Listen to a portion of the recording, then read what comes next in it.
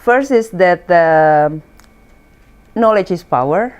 Then, and if you have more knowledge than your government, it means that you are on better position than them.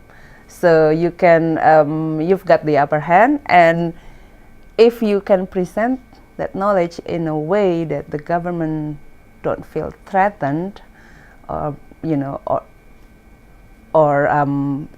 on the other way, they feel like they get supports from your knowledge, and it is a very good way to start relationship if you like good working relationship with the government. And I think one of the lessons that I learned is that persistence in pursuing like open dialogue with government and other sectors, especially private sectors, which is very difficult to do for us civil society.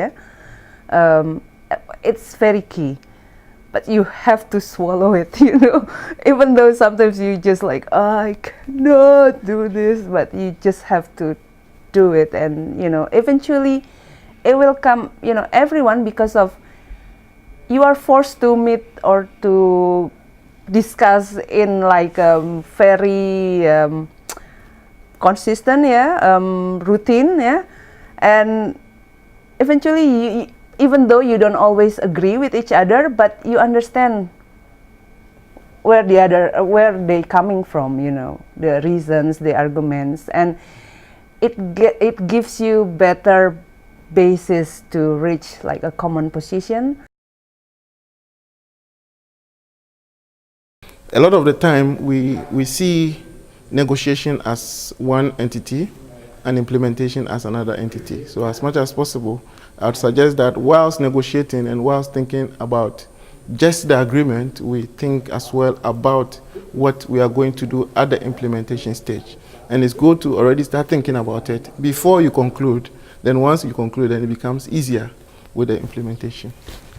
Usually negotiations are held, you have governments and various organizations coming in, but one big underlying factor is the resources which you need to move the process forward.